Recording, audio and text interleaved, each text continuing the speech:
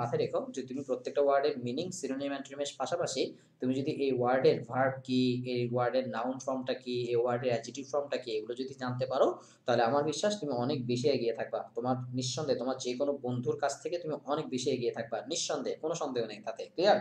So দেখি আমরা এখানে শব্দগুলো দেওয়া আছে, আমি শুধু মেইন শব্দগুলো বলে যাচ্ছি, পাশে সিনোনিম অ্যান্টোনিম গুলো তোমরা দ্রুত চাইলে স্ক্রিনশট নিয়ে ফেলতে পারো। আমি তোমাদের সুবিধার জন্য আমার জায়গাটা আরো ছোট করে নিচ্ছি যাতে করে তোমাদের পুরো স্ক্রিনশটটা আসতে এবং নিতে সুবিধা হয় আর কি। ঠিক আছে? ওকে, আমি আরেকটু জায়গা ছোট করে নিচ্ছি। আসো এবার একটু শব্দগুলো আমি বলে দিচ্ছি একটা একটা করে। গাইড মানে তো জানো, গাইড মানে হচ্ছে পথ দেখানো। ওকে, শেকল মানে হচ্ছে বন্ধন বা শিকল। গাইড মানে আরেকটা অর্থ পরিচালনা করা বোঝায়, শেকল বন্ধন, শিকল বা যেটাই বলো। অ্যাপাথিট মানে হচ্ছে বর্ণবাদ বা বর্ণ বৈষম্য। বর্ণ বৈষম্য কালকে বলছিলাম। মাল্টিরেশিয়াল মানে হচ্ছে বহু জাতিগত। তা বলছিলাম ডেমোক্রেসি মানে গণতন্ত্র। আইকন মানে মূর্তি, আইকন মানে প্রতিমা, আইকন মানে আদর্শ। ক্লিয়ার? আশা করি স্ক্রিনশট নিয়ে ফেলছি। স্ক্রিনশট নিয়ে ফেলার সাথে সাথে আমাকে একটু কষ্ট করে কমেন্টস করে জানিয়ে দিবা স্যার ওয়ান দিয়ে কমেন্টস করে দিবা, ওয়ান দিয়ে কমেন্টস করে দিবা। 5 সেকেন্ড সময় দিচ্ছি, স্ক্রিনশট নিয়ে ফেলো। 5 4 3 2 1 0। আশা করি নিয়ে ফেলছো সবাই, আমার বিশ্বাস। রাইট? ওকে, তারপরে দেখি আমরা, এরপরে দেখি এমবডি। এমবডি মানে হচ্ছে রূপদান করা, বাস্তবায়ন করা বা একত্রিত করা। ইমপ্রিজন মানে কারাগারে আটক রাখা বা কারাবন্দী করে রাখা, ইমপ্রিজন্ট। তারপর হচ্ছে মাইনরিটি মানে হচ্ছে সংখ্যালঘু বা সংখ্যায় কম। রিসলভ মানে দৃঢ় সংকল্প। এমানসিপেশন মানে মুক্তি, এমানসিপেশন মানে মুক্তি। ডিটারমাইন্ড দৃঢ় প্রতিজ্ঞাবদ্ধ, দৃঢ় সংকল্পবদ্ধ। তোমরা কিন্তু অবশ্যই এই অংশগুলো একটু খেয়াল রাখবা। সিনোনিম অ্যান্টোনিমের পাশাপাশি তোমাদের এই যে noun form, adjective form, verbal form গুলো মাথায় রাখবা। ঠিক আছে? ওকে, প্রেস্টিজ। প্রেস্টিজ মানে হচ্ছে সম্মান, প্রেস্টিজ মানে সম্মান। ওকে, দেখি আমরা, হ্যাঁ, প্রেস্টিজ মানে সম্মান, প্রেস্টিজ। ওকে, তারপর যে কারিশমা অর্থাৎ আধ্যাত্মিক শক্তি, অনন্য ক্ষমতা বা জন্মগত যে ক্ষমতা। সাপোর্ট অত সমর্থন। ডিসক্রিমিনেশন মানে বৈষম্য, ইন্টেন্সলি তীব্রভাবে। ম্যানিফেস্টেশন মানে প্রকাশ। অ্যাকসেপ্টেন্স মানে হচ্ছে গ্রহণযোগ্যতা, সম্মতি করা বা অ্যাকসেপ্ট করে নেওয়া। রাইট? ওকে, তারপর হচ্ছে হিলিং। হিলিং মানে হচ্ছে আরোগ্য। ওন্স মানে ক্ষত। চ্যাম্পস মানে হচ্ছে ঘোর। চ্যাম্পস মানে কিন্তু গর্ত বোঝায়, সোজা কথা হচ্ছে গর্ত। রাইট? এখানে আসলে সাধু ভাষা ব্যবহার করতে গিয়ে আসলে একটু ঘোর, মনোমালিন্য এরকম অনেক কিছু লিখে ফেলছি। চ্যাম্প শব্দের মানে অরিজিনাল অর্থ হচ্ছে, সোজা কথা হচ্ছে গর্ত বা গহ্বর। রাইট? গ্যাপ, গর্ত, গহ্বর এগুলো। অনার, অনার শব্দটা এখানে লেখা আছে সম্মান, সম্মান লিখে রাখছি। সম্মান না, আসলে দুইটা অর্থ হয়, সম্মান বোঝায় আবার এটা দিয়ে পুরস্কারও বোঝায়। অনার সম্মান বা পুরস্কার দুইটাই বোঝায়, সম্মানও বোঝায়, পুরস্কারও বোঝায়। যাই হোক, নেগোশিয়েট মানে হচ্ছে মীমাংসা করা। নেগোশিয়েট মানে আলোচনা করা বা মীমাংসা করা। আলোচনা করা বা মীমাংসা করা, আলোচনা করা, মীমাংসা করা বা মধ্যস্থতা করা। ওকে, তারপরে দেখি আমরা প্রমিনেন্ট। প্রমিনেন্ট মানে হচ্ছে গুরুত্বপূর্ণ, গুরুত্বপূর্ণ, ইম্পর্টেন্ট সিনোনিম, প্রখ্যাত, গুরুত্বপূর্ণ, এটসেট্রা। অ্যাডভোকেট শব্দের অর্থ এখানে হয়তো অনেকে আমার সাথে অপোজ করতে পারো, অনেকে আমার সাথে দ্বিমত পোষণ করতে পারো। স্যার, আমি অ্যাডভোকেট শব্দ অর্থ সমর্থক মানি না, এটা এই কথা আমি মানি না যে এটা অ্যাডভোকেট শব্দ অর্থ সমর্থক। আমরা জানি অ্যাডভোকেট শব্দ অর্থ কি জানি আমরা, বলো তো? অ্যাডভোকেট শব্দ অর্থ আমরা জানি হচ্ছে, অ্যাডভোকেট শব্দ অর্থ কি? অ্যাডভোকেট শব্দ সমর্থক, এটা জানি না স্যার, সমর্থক না তো স্যার। আমরা জানি অ্যাডভোকেট শব্দ অর্থ হচ্ছে উকিল। না, আপনি এখানে বলছেন সমর্থক, এটা কেমন কথা স্যার?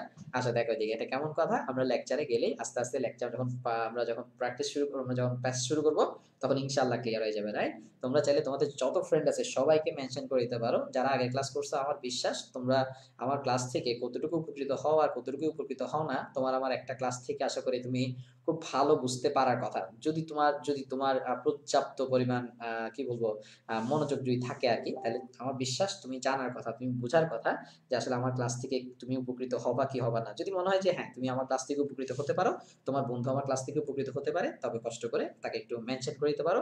চাইলে তুমি তোমার ওয়ালে ক্লাসটা শেয়ার করে দিতে পারো। রাইট? তোমার ওয়ালে ক্লাসটা শেয়ার করে রাখলে কিন্তু তোমার একটা সুবিধা আছে। কি সুবিধা জানো? সুবিধাটা হচ্ছে তুমি কিন্তু পরবর্তীতে যে কোনো সময় ক্লাসটা পরবর্তীতে দেখে নিতে পারবা, কারণ হচ্ছে গ্রুপে কিন্তু সারাদিন ক্লাস চলে। সো গ্রুপের ক্লাসগুলো তুমি খুঁজে নাও পেতে পারো যে কোন গ্রুপে তোমার ক্লাস কোনটা কোনটা ছিল। সেও এই কারণে সবচেয়ে ভালো একটা ওয়ে হচ্ছে যে ক্লাসগুলো হচ্ছে, এই ক্লাসগুলো তুমি শেয়ার করে তুমি তোমার ওয়ালে রেখে দিবা, যাতে করে পরবর্তীতে তুমি যত রিভাইজ দিতে তোমার জন্য সুবিধা হয়। ঠিক আছে? নয়তো দেখবা তুমি 1 মাস পরে 2 মাস পরে তুমি দেখবা যে গ্রুপের ক্লাস কোনটা আগে কোনটা পরে চলে গেছে রে ভাই, কষ্ট হয়ে যাবে খুঁজতে পেরেছ না।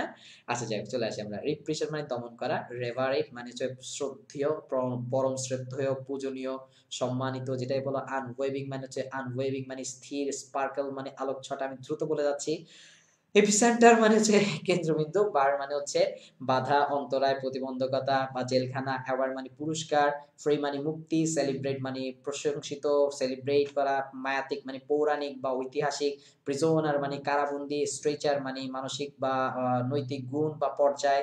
পর্যায় বোঝায় ডেডিকেট মানে উৎসর্গ করা, ডমিনেশন মানে কর্তৃত্ব স্থাপন করা, শাসন করা, রাইট? চ্যারিস মানে হচ্ছে লালন করা, অপ্রেসড মানে নিপীড়িত বা অত্যাচার করা, টেস্টিমনি মানে প্রমাণ করা, প্রশংসাপত্র বোঝায় এটা ডমিনেশন, শাসন করা। চ্যারিস তো বলছিলাম।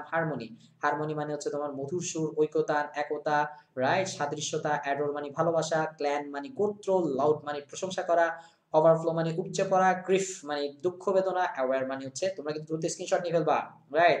অ্যাওয়্যার মানে হচ্ছে সচেতন বোঝায়, অ্যাওয়্যার, ওকে না অ্যাওয়্যার এটা নতুন আরেকটা প্যাসেজ চলে গেছে আমরা, রাইট?